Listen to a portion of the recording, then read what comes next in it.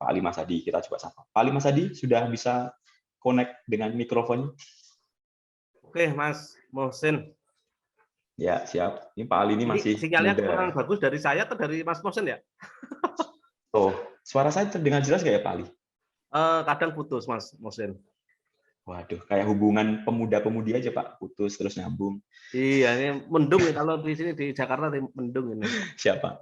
Sekarang lancar Pak, suara Pak Ali sangat baik sekali. Siap Pak Ali ya?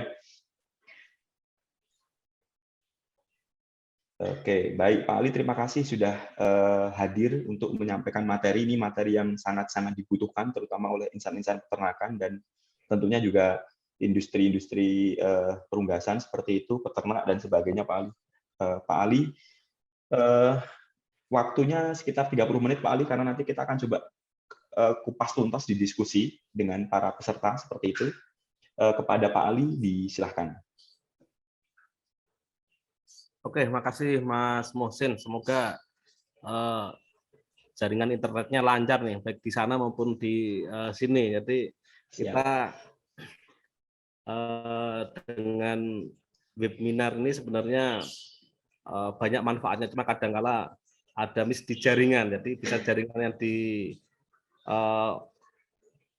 host atau di saya atau mungkin di Amerika juga. Katanya Amerika lancar harusnya ya. Atau jaringan di teman-teman sekalian. Oke, makasih Mas Husin. Saya mulai. Bismillahirrahmanirrahim. Assalamualaikum warahmatullahi wabarakatuh. Selamat pagi rekan-rekan semua. Salam sehat, salam sejahtera bagi kita semua. Untuk slide dari saya atau dari Mbak Marwa ya? Monggo, kalau Pak Ali butuh bantuan, kami siap untuk menyampaikan. Dari saya nggak apa-apa, biar. Oh, kalau gitu, boleh Pak, monggo.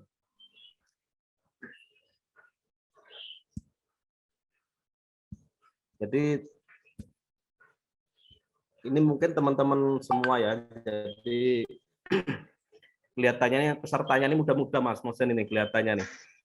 Benar Pak. Ini, alhamdulillah, jadi kita rekan-rekan semua semoga bisa menjadi apa namanya, kita teman-teman muda bisa menjadi penggerak dalam hal di industri peternakan ini. Tapi untuk sebelum lebih lanjut, untuk sudah terlihat belum ya? Sudah Pak Ali. Sudah tinggal ya? di slideshow kan, dibesarkan. Slideshow ya. Ya. Jadi Bapak Ibu sekalian, jadi tantangan kita di depan ini di depan mata, bahwa kita kalau di industri perunggasan maupun di industri pertanian secara umum ini benar-benar nyata. Jadi bukan sekedar kita hanya masalah kita harus mengkaji tiap hari, kaji. Kalau pengkajian terus-menerus itu di university ya, tapi kalau kita di industri ini kita harus segera berbuat untuk mencapai sebuah target tertentu. Sudah full belum ya? Belum Pak Ali Masadi. Masih. Oke, sudah. Di saya belum. Oh, sudah Pak Ali. Oke. Sudah. Jadi bahwa kita perihal perunggasan di Indonesia itu benar-benar sangat kompleks. Tadi pagi saya diskusi sama Mas Mohsin, jadi kita agak diskusi santai, tapi kita harus benar-benar mendalam bahwa kita ini sektor agroindustri ini tidak bisa kita pisahkan antara pertanian dan peternakan maupun perikanan. Ini saling melengkapi. Karena apa? Kalau di dalam industri peternakan, tadi saya sampaikan sama Mas Mohsin bahwa kita ini untuk terutama pakan ya, pakan itu merupakan ayam mayoriti, 50% itu ada di jagung, tapi kita sekarang bicara jagung dengan sesama orang teman-teman peternakan, jadi kadang-kala nggak nyambung. Jadi kita memang harus secara komprehensif melihat permasalahan dalam hal di industri ini. Karena ini industri, tapi industri peternakan, tapi kita jarang mengajak teman-teman pertanian bagaimana kita men-solving terhadap permasalahan di industri peternakan sebagai off-take terhadap produk pertanian. Itu yang pertama. Kemudian yang kedua, kita nggak kalah pentingnya bahwa isu terhadap daging Brasil yang akan masuk di Indonesia. Itu kita sudah dikasih warning sebenarnya. Warning sudah mungkin 2-3 tahun yang lalu. Tapi apa yang terjadi, kita masih bergelut dengan hal-hal yang internal. Jadi tantangan secara eksternal sudah di depan mata dan tinggal masalah kapan masuk karena Indonesia itu kalah di WTO. Tapi apa kita di dalam masih perlu diskusi perihal KTNHE dan sebagainya. Ini memang sebuah dilema sendiri. Itu yang kedua. Yang ketiga perihal memang kita semua harus akui bahwa pandemi ini sangat pengaruh luar biasa. Tapi yang harus kita pahami bersama bahwa di sektor peternakan ini, terutama dalam hal pangan, ini alhamdulillah. Di hal pangan kita, walaupun pandemi harus tinggal di rumah dan sebagainya, kita harus tetap makan dan untuk memenuhi kebutuhan protein untuk immunity, sehingga daging ayam, telur dan sebagainya ini jadi hal yang sangat-sangat penting untuk meningkatkan sebuah immunity. Jadi ini dibilang peluang, tantangan dan sebagainya, bagaimana kita melihatnya. Teman-teman semua, bahwa ini mungkin standar lah bahwa kita harus menghitung sebenarnya potensi di Indonesia itu apa. Banyak negara lain melihat kita itu sebagai market. Dasarnya apa sih sebenarnya? Dasarnya ya tadi, penduduk kita yang luar biasa besar sekali. Jadi sangat besar. Kita tahun 2020 sudah 270 juta orang dan sebagainya. Ini sebagai market. Nah, ini kadang-kala kita terlupakan.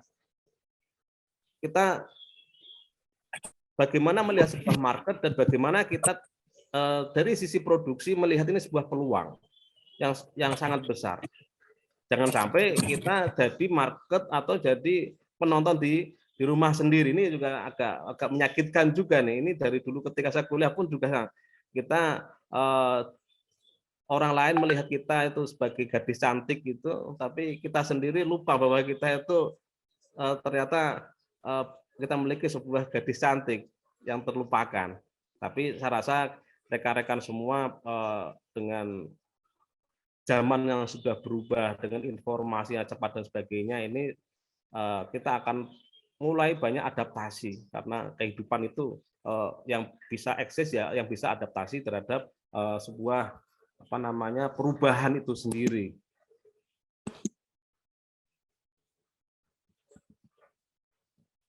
Kita lanjutkan teman-teman semua. Ini juga sama bahwa kita konsumsi tadi disebutkan sama Mas Muhsin bahwa kita tuh masih rendah.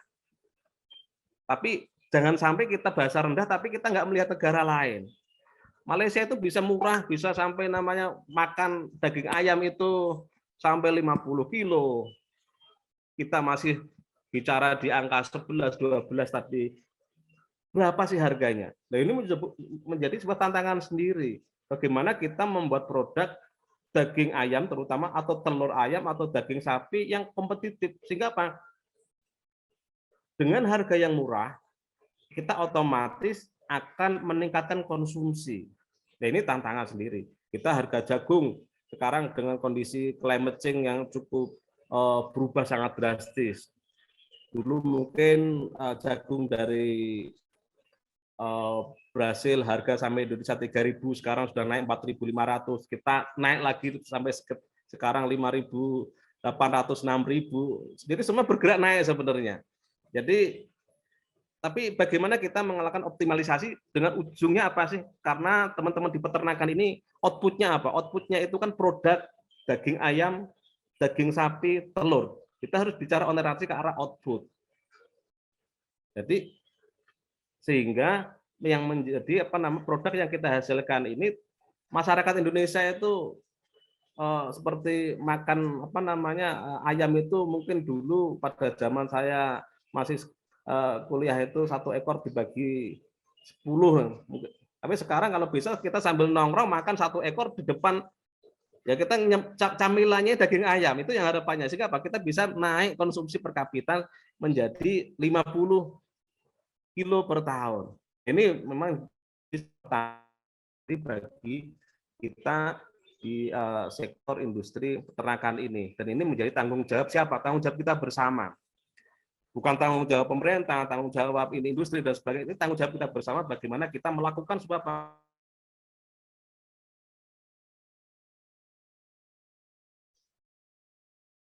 Halo, Pak Ali. Industri dan juga bagaimana kita ada edukasi di customer. Jadi rekan-rekan semua, jadi pendekatan bisa kita lakukan. Jadi bahwa ada sebuah liability dan sebuah opportunity itu dua hal yang saling berdampingan. Maka kadang-kala kita ini selalu melihatnya apa? Itu liability terus. Ini secara mindset kita itu agak kacau juga. Kita kurang begitu optimis. Kita harus melakukan sesuatu, terobosan harus selalu optimis melihat peluang. Jangan perbanyak reason atau liability. Kita perbanyak bagaimana kita solusi ke depannya. Ini kita bisa lihat pendekatan-pendekatan yang mungkin kita, bisa kami share bagaimana pendekatan dalam industri di poultry ini yang sangat kompleks sekali permasalahannya. Ini rekan-rekan semua bahwa perihal harga lebat ini isu yang sering yang teman-teman semua tahu, harga fluktuasi volatility yang sangat luar biasa. Harga lebat itu sekarang ini cukup bagus, sampai sekarang di 22.000 dengan body weight sekitar 1,4 dan sebagainya. Itu naik sekarang. Tapi nggak tahu nanti di bulan Januari apakah bisa naik jadi 25.000 atau bisa jadi turun jadi 12.000. Ini menjadi sebuah tantangan sendiri bagi kita. Dan itu berjalan tiap tahun terus-menerus. Tapi kalau kita komparasi dengan kita makan daging ayam, apakah kita itu nongkrong makan daging ayam ketika harga 12.000 harganya terus turun jadi 20.000? Kan tidak. Ini sebuah anomali, tapi itu berjalan sehingga Pak, bagaimana kita menangkap sebuah liability itu menjadi sebuah opportunity. Karena apa? Ujungnya siapa sih? Customer ujungnya. Ujungnya kita itu sebagai produsen maupun jadi customer juga. Kadang-kadang jadi pertanyaan kita bersama, harga ayam kita di peternak 12.000 nih. Tapi saya beli daging ayam di pasar masih 35.000. Ada apa nih sebenarnya? Nah, itulah yang terjadi. Nah, itu bagaimana kita mensikapinya? Ayo kita memang nanti di belakang ada sebuah slide bahwa complexity dari industri ini. Kemudian ini kalau kita lihat masalah penentuan dalam hal GPS, ini ranahnya di pemerintah. Dan ini ya memang juga pemerintah alhamdulillah sudah turun tangan dalam hal pengaturan supply demand. Ini alhamdulillah pemerintah sudah melakukan sebuah action.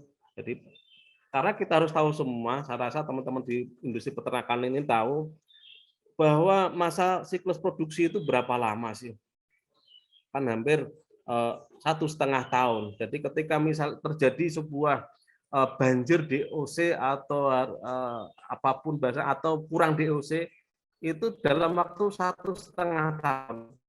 Karena itu masa produksi, grower 1 tahun itu masa produksi itu sebenarnya bisa kita hitung. Ketika distribusi grain per stock itu di tahun tersebut itu berapa, akan menghasilkan produksi final stock berapa, sehingga bisa kita menghitung berapa daging yang akan kita hasilkan.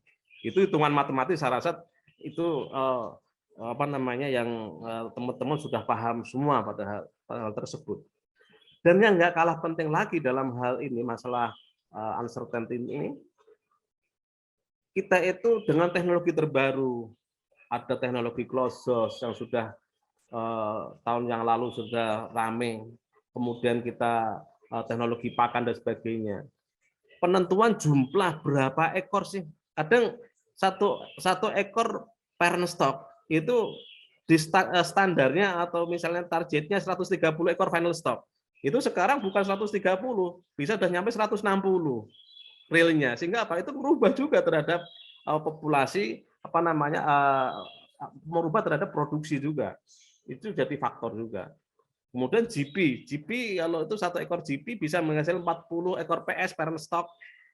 Ini bisa sampai 50 atau 60 dengan perbaikan manajemen pakan dan sebagainya. Itu juga merubah terhadap produk final stock yang dihasilkan. Dan ini kita tidak bisa menyalahkan pada titik ini, bagaimana kita bisa mensikapi hal tersebut sehingga kita tetap bisa melihat bahwa di sektor peternakan ini sebuah bisnis industri yang sangat prospektif sekali. Rekan-rekan semua, jadi kita lanjutkan perihal yang 3 masalah kompleksiti. Jadi kompleksiti ini kita semua sudah lihat bersama bahwa di industri poultry ini ada bahasa integrator. Memang terintegrasi, integrator karena melakukan kegiatan terintegrasi. Ada dari feed mill, ada parent stock, kemudian ada kemitraan, ada peternak mandiri, ada trader, ada supplier equipment.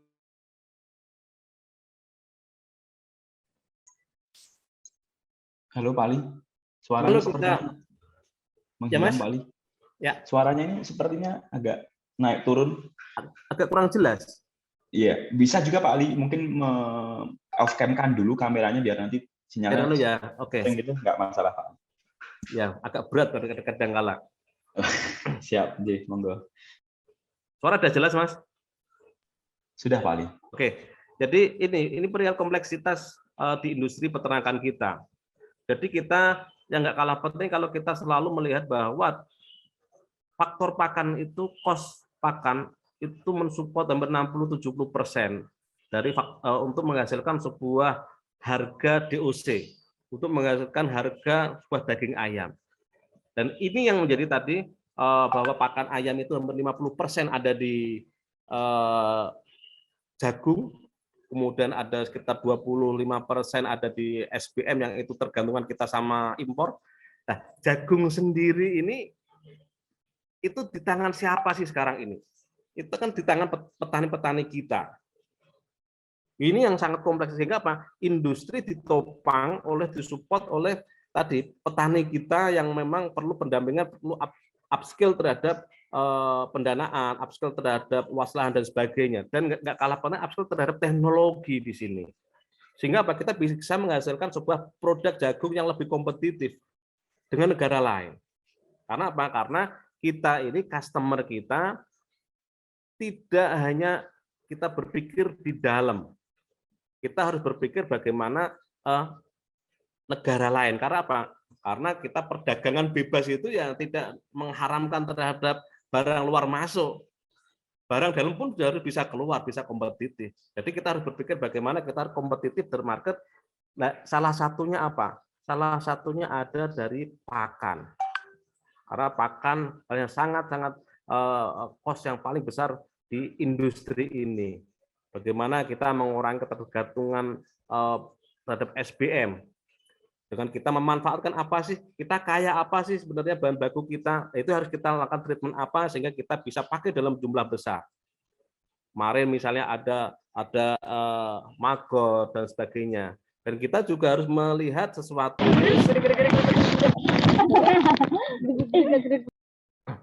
Jadi kita harus melihat secara industri. Jangan sampai apa? Kita produksi pakan kita di tahun 2021 itu hampir 20 juta ton. Kalau kita mau memakai di pakan misalnya bahan baku tertentu nih misalnya maggot atau apapun lah yang baru tren sekarang ini, bisa nggak mensupport terhadap industri ini? Berapa persen mau kita masukkan dalam sebuah porsi pakan sehingga kita bisa menurunkan cost terhadap pakan? Nah, itu jadi PR sendiri. Kemudian kita edukasi terhadap customer, bagaimana tadi customer yang sadar bahwa sekarang produk ayam yang sehat, ayam yang higienis dan sebagainya. Itu perihal kompleksiti dari permasalahan di industri ini. Kemudian masalah ambigu ini ya kita nggak bisa, itulah uniknya bisnis di negara kita ini.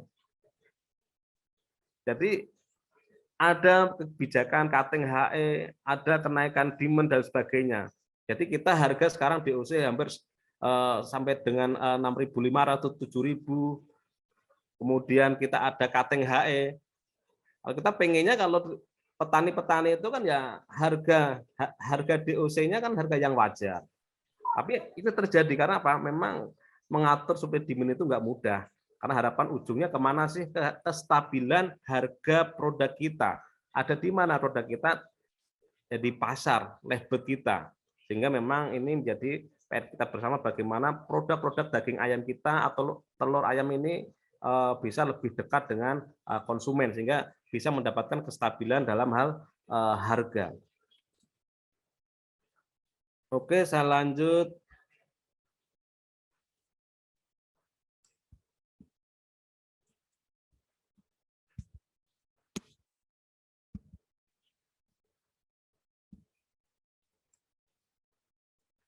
Ini tadi sudah saya sampaikan perihal masalah kompleksitas dari sebuah permasalahan tadi di industri poultry kita ini.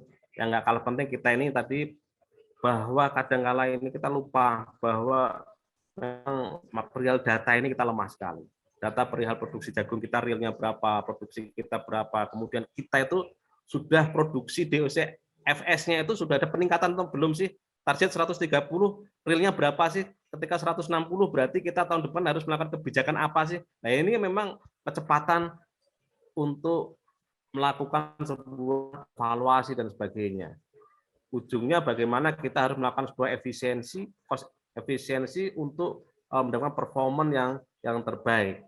Ini kalau di industri ini yang targetnya seperti itu, performa dan efisiensi sehingga kita bisa menghasilkan produk yang lebih kompetitif.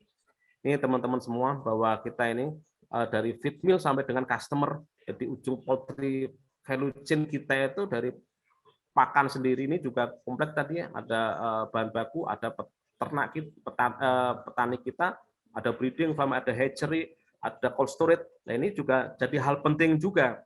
Karena apa? Karena produk ayam kita itu ketika sudah berat 2 up atau 2,5 kg per ekor gitu, kalau nggak sudah dipotong itu jadi problem baru, pilihannya mati atau tidak lah. Sehingga apa? Memang di titik processing, slaughterhouse kemudian masuk cold storage. Nah ini menjadi kalau kita tidak punya atau memiliki storage, ya akan terjadi fluktuasi harga yang cukup tajam.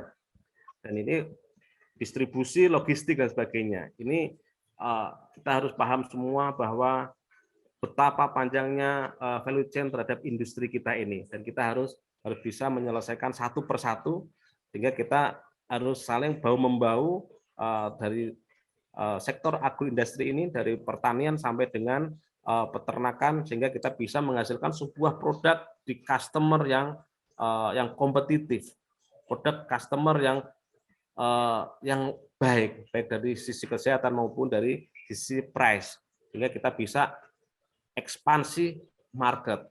Karena jangan sampai orang lain melihat di negara kita ini sebagai gadis cantik, tapi kita juga harus melihat di tempat lain juga ada gadis cantik juga, bisa melakukan kita ekspor dan sebagainya. Itu harus kita berpikir ke arah sana, sehingga kita bisa tercapailah bahwa hidup yang sehat, yang panjang umur dan sebagainya dengan menghasilkan sebuah produk-produk yang sehat.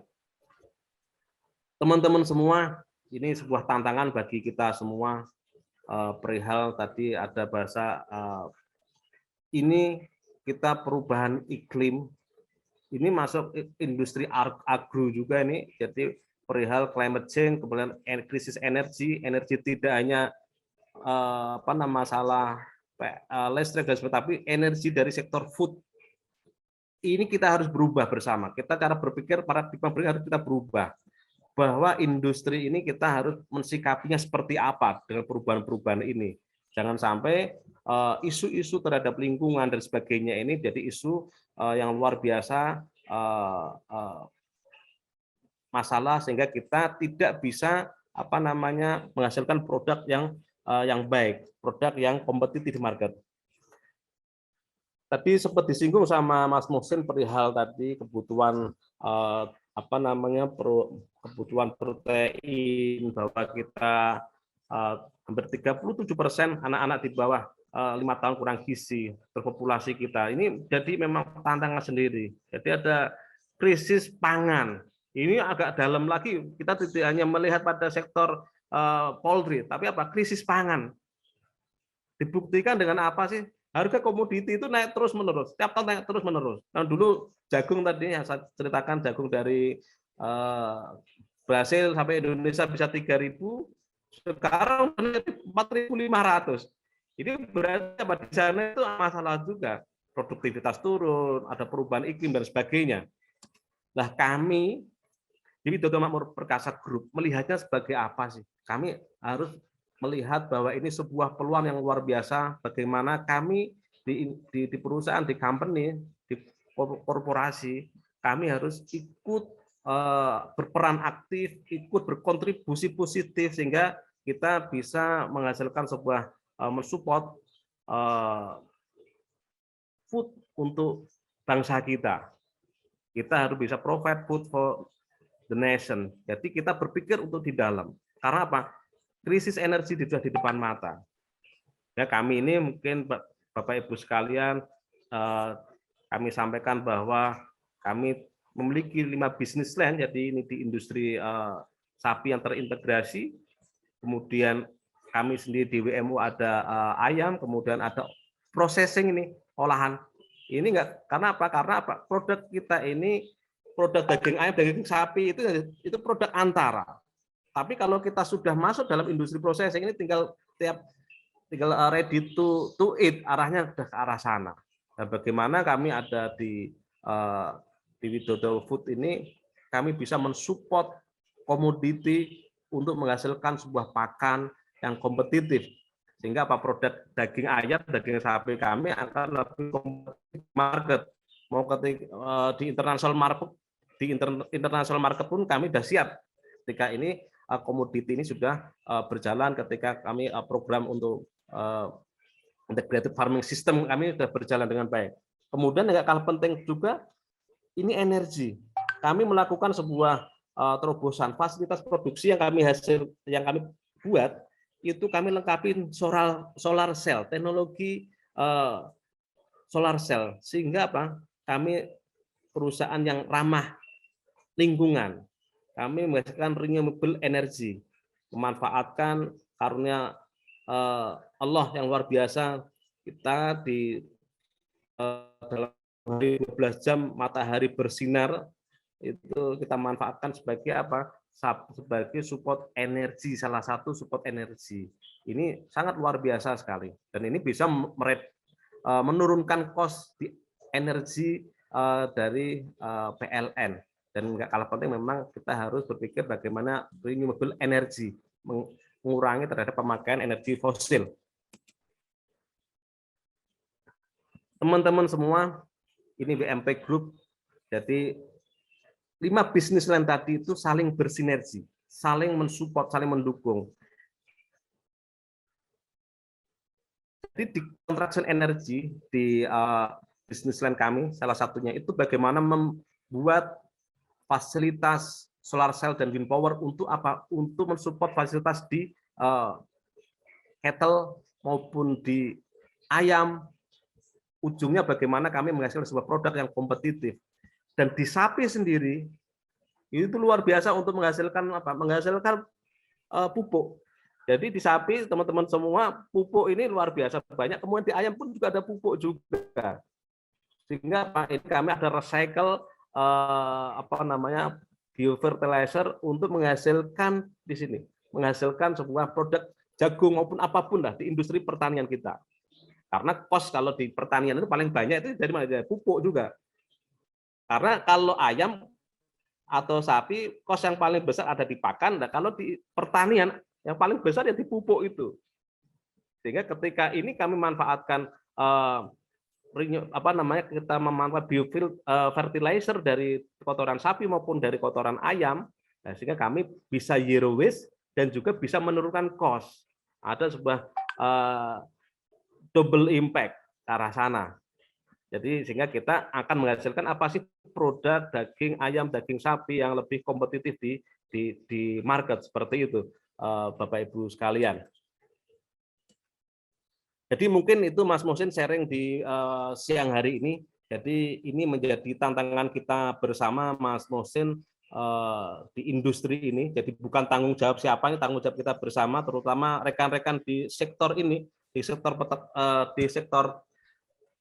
peternakan. Kita harus memiliki tanggung jawab bersama untuk bisa berkontribusi aktif, kontribusi positif, sehingga produk kita itu bisa kompetitif di international market. Kita harus berpikir ke arah sana. Jangan sampai cuma jadi jago kandang di negara kita sendiri. Terus tiba-tiba ada produk dari luar mau masuk, kita grogi semua. Sehingga kolaborasi, mindset, cara berpikir kita untuk di industri ini harus berubah. Mungkin itu Mas Muhsin dan Bapak Ibu